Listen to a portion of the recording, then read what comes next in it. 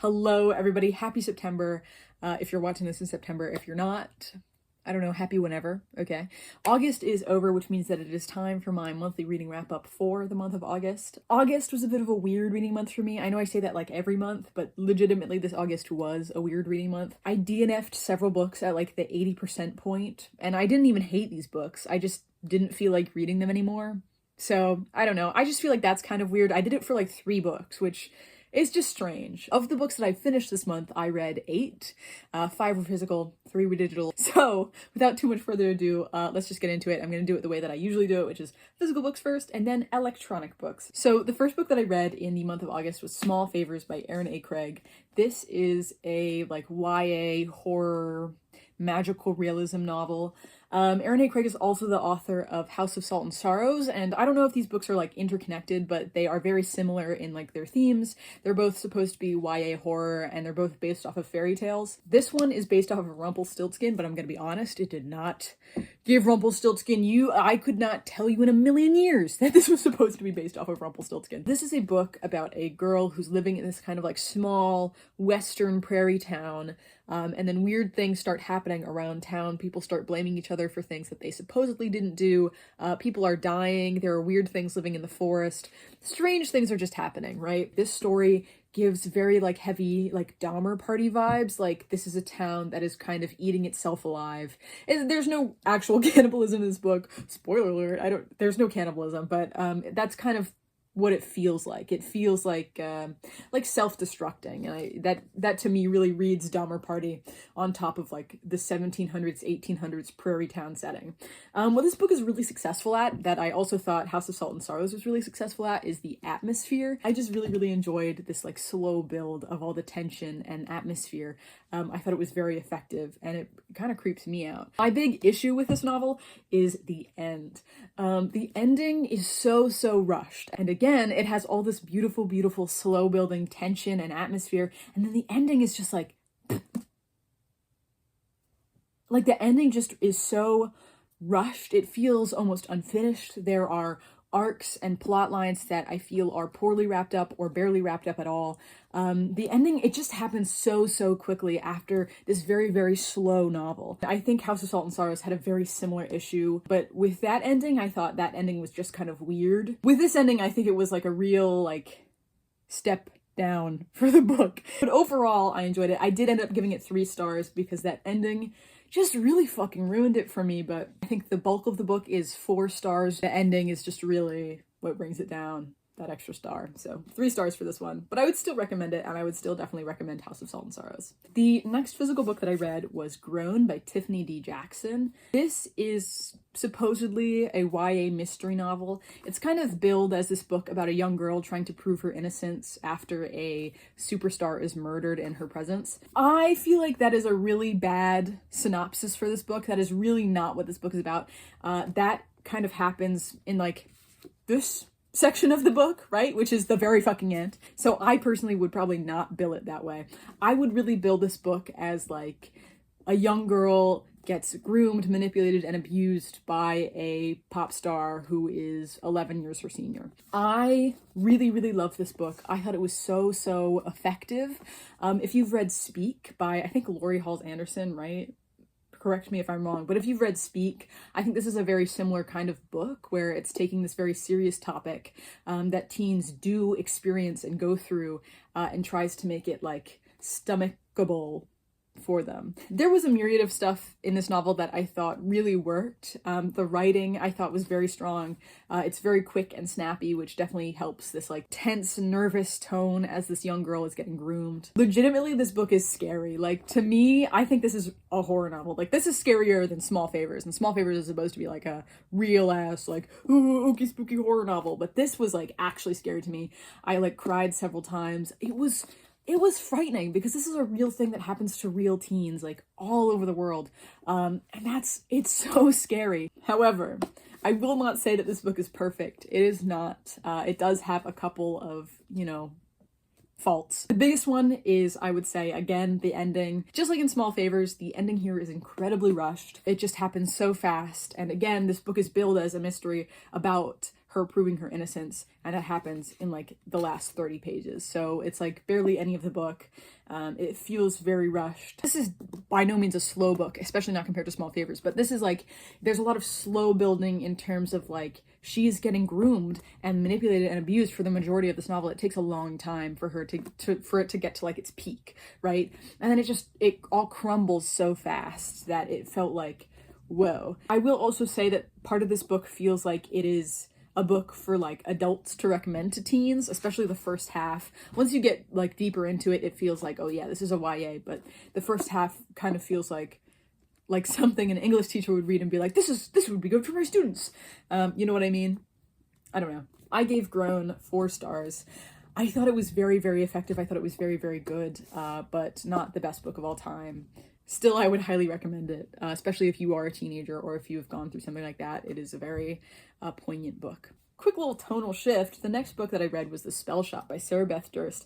This is a cozy fantasy about a girl named Kiela, and she is a librarian in this like empire that's kind of being toppled. There's a rebellion going on. The emperor is being deposed, so she has to escape from her library with some of her books to this island where she grew up to hide from all the crazy shit happening in the capital. And while she's on that island, she opens up a jam shop that is actually a spell shop because magic is illegal, but she wants to help the people of the island by using magic. This is like a pretty standard cozy fantasy. I don't think there was anything like particularly amazing about it. My only real point of reference for a cozy fantasy is Legends and Lattes.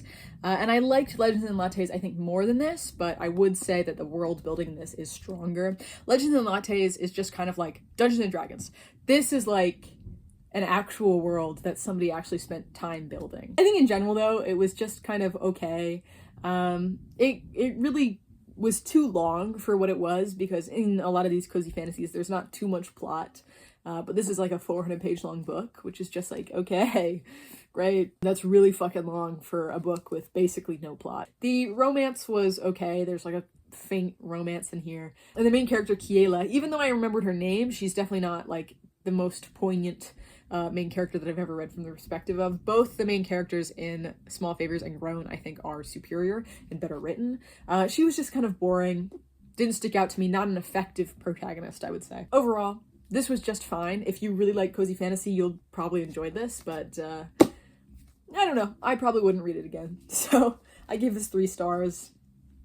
And I think that's fair. I think it's just okay. The next book that I read was Remote Control by Nnedi Okorafor. I'm not sure if I'm saying that right, but this is a novella about a girl named Sankofa who has the power to glow, and her glow kills people. And the book is really about her kind of like wandering around looking for the seed that gave her this power. And this is a novella, so it's very short. Obviously, it's like 100 something pages, and I think most of its flaws are due to its length. This book gave us like nuggets of a much wider, more interesting world, but then because of its length, it didn't really expand on that world, and also because of the main character we were following. She was just kind of walking around. She wasn't like really investigating the world or interacting with it that much. I think there was kind of an underlying theme here of like nature versus technology, where Sankofa represents nature and she represents like death and rebirth, and everybody's really scared of her. Meanwhile, they really love technology, you know, technology that is stealing their data, corporations that are giving them faulty medicine, all that stuff. I wish it had really developed that interplay between nature versus tech more.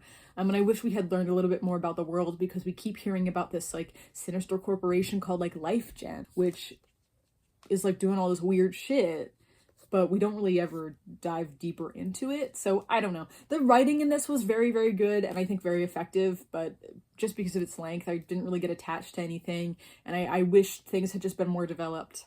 I don't know. I gave this 3 stars. Probably a low 3, closer to a 2 than a 4, but yeah.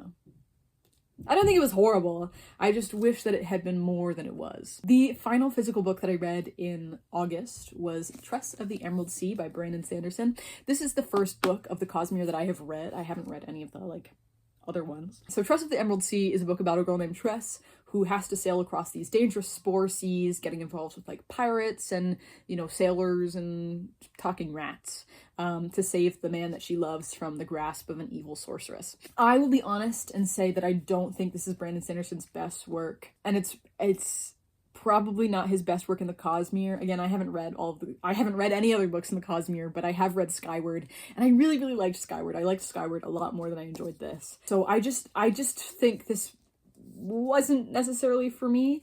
There was a lot that I liked about it. I really liked the story. I really liked the characters. The characters were so compelling and interesting. The world was so well built and so like detailed. My main gripe with this book is really that it was very tongue-in-cheek. It was very meta. In the beginning, it just felt like kind of fairy tale-esque, kind of like a fable, and I really enjoyed that. And I wish it had continued to lean more into that whimsicality as it went on, but I feel like instead it leaned more into this like tongue-in-cheekness, meta-ness as it went on. And I really don't like a meta story that is played up for laughs. Like, there were just some lines in this book that made me go like, okay. There's one line near the end that's like, and dramatic irony is X, Y, and Z, so now we're gonna see some irony play out. I mean, I'm paraphrasing, but it's a little bit longer than that, a little more, verbose. But I was just like, I don't care. But the writing's nice. Again, the characters, I loved the characters. I enjoyed a lot of aspects of this book, but the tone and the writing and that like meta-ness just, they grated. Especially towards the end, it was just like too much. I was like, shut up. I don't want to hear about the fact that you know that I'm reading your book anymore. I gave this 4 stars, but really it's closer to like a high 3. I will obviously read more Brandon Sanderson. I'm not done with him by any means. I just don't think this is his best work. So, no. Trust in the Emerald Sea. High 3. Maybe 4. Now we're getting into the electronic books. So, I read 3, again, electronic books this month. First was called Head Above Water by J. Evermore. You guys know the song Pollywog in a Bog by Bare Naked Ladies. It's part of the Snack Time album. It's an album for kids, but there's a song called Pollywog in a Bog, and there's just a bit where they go, lift your head above the water and breathe. It's really good. It's a really great song, but reading this book made me think of that. Anyway, Head Above Water is an MLM romance, alien romance, about this guy who is stranded on a planet without any of his memories. He has no idea who he is, where he came from, why he is here, and he has to team up with this really scary big alien to find his way off the planet and survive. It's pretty long. I don't remember how long, but it felt very long. It's very repetitive because, it's just really about people surviving on this planet. And I really love like ingenuitive survival stories, but this one just wasn't the one for me. I think like it was kind of like the stars aligned and I was like, this is going to be the best book I've ever read. And then it was not, because I have a lot of tropes that I really love, right? I'm a big fan of aliens. I'm a big fan of, being stranded on an alien planet. I quite like amnesiac tropes, honestly. I think they're very interesting. But speaking of, with the amnesiac trope, you can see the end of this book coming from a mile a fucking way, right? If you have any experience with, like, any book at all, if you have read any, like, God, this fucking hair on the side of my head is pissing me off. I can't even grab it. I don't know. Guys? That's worse. That's worse. Put it down. Somebody help. Somebody help. I don't know. Anyway. What was I talking about? If you have just read any book with, like, an amnesiac trope, or like any book at all, really, you can probably pick up on where this book is going. And I just didn't really give that much of a shit. I wish that I had liked it more. I wish that it was, just more, but it was not. So I gave this one 3 stars. I would recommend it if you're a big fan of alien romances like I am, but definitely not my favorite of all time. The next book that I read was Clean Finish by Lily Mayne. I love Lily Mayne. Lily Mayne, I love you. Clean Finish is the newest book in her series Goliaths of Wrestling. First one was called Impromptu Match, and I really liked Impromptu Match, and Clean Finish just picks up where it left off. They are, self-contained stories. So Clean Finish is about characters that we met in the first book named Seb and Larkin, but you still should probably read them in order. I mean, you can skip around. It doesn't really matter. There's not like a huge overarching plot, it seems to me. This book came out in August, on August 4th, I think, and I jumped on it immediately. I started reading it August 4th. I finished it August 6th. I really enjoyed this book. I thought it was very fun. I really liked Larkin and Seb's dynamic. Larkin is a fae and Sebastian, is a werewolf. There's like, I feel like I have like horns. Like, that jellyfish from Finding Nemo? That's what I feel like right now. With these two little hairs sticking off the sides of my head. Stop! Stop fighting! Anyway, I do feel a little cheated because on the cover of the book, Sebastian is in his werewolf form, but he spends like maybe 10% of the book actually in his werewolf form. He spends most of the time like in his human form, which is fucking boring. Get him to be his werewolf form, okay? It's not... What is this, a human romance? No, it's a monster romance. So what am I expecting? Monsters, that's right. Get him into his werewolf form, god damn it! Anyway, this book was really fun though. I really enjoyed it. The next book is actually coming out this month. I think it's called Clean Finish. But that's coming out, I think the 26th or 27th. So I will be reading that immediately as soon as it comes out. I gave Clean Finish 4 stars. It has the same problems that I think a lot of Lily Mayne books have, and I think a lot of romance novels in general. I just think it was kind of long. These romance novels don't generally have like a huge amount of plot, but they still end up being like 400, 500 pages. This book, I think, was 400 pages. I just don't think that's necessary a lot of the time. So anyway, this one got 4 stars from me. Again, I really enjoyed it. I would really highly recommend it, but it just went on like a little bit too long. I did love Larkin though. And speaking of Larkin, the next book I read was because he reminded me of another character from another one of Lily Mayne's books, Moth. I read Moth next. Moth is the 5th book in the Monster series, which is also by Lily Mayne. And the Monster series is a series of books about these guys living in like this wasteland of America, where monsters have come through this tear in space-time and like are, you know, just walking around and sometimes killing people. So that's what Monsters is about. It's like the series has an overarching story, but they are more or less interconnected standalones. I would still recommend reading them in order, but you don't have to. The book, Moth, is specifically about the character Moth and Charlie. Moth is a half monster and Charlie is a ex-military man. But they have to go on a quest to help someone. And they fall in love while they're doing it. So, yeah. I love, love, love Moth, the character. Moth, the character, is probably my favorite monster boy in maybe the whole series. Like, my favorite in terms of, like, I think he's a cutie patootie and I want to kiss his cheeks. He's not my favorite in terms of, like, ones that I would like to have as a lover. You know what I mean? Maybe that sounds insane. I will step up as his mother. You know that I'm younger than him. But Moth, if you ever need a mom, call me. This book actually was not as good as I remembered it. I think it was still very good, but I think it was better the first time. I think there was something in that, like, you know, just like the newness of reading it for the first time that made it better. It was by no means bad. I just gave it 5 stars the first time. I lowered it down to 4 stars this time. Even in my like original review, I admitted, I was like, I gave this 5 stars, but really that's only for the character Moth. I don't love this book that much. It's really a 4-star book. Still very good, right? But not really on that 5-star level. I don't know. I just fucking love Moth. I love Moth the character. I love Charlie too. Their dynamic is great. Moth is kind of like this gruff little grumpy boy, and Charlie is like this talkative, fun guy who likes to joke around. And, you know, rereading Moth kind of kicked me off on a whole rereading the entire Monstrous series thing. So, I don't know, be on the lookout for me talking about all the Monstrous books again at the end of this month. But yeah, Moth, 4-star book. Very, very good. And I love Lily Mayne. I love Lily Mayne's writing, but has a lot of the hallmark problems that her books always have. Too long.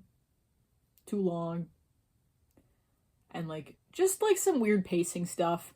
I think a lot of her books have this where it's like things just kind of happen. Like there's bits where like very serious conflict will happen, but it will happen so quickly that you're like, what the fuck? But I love Moth. Moth, if you need a mom, again, I'll make you cookies.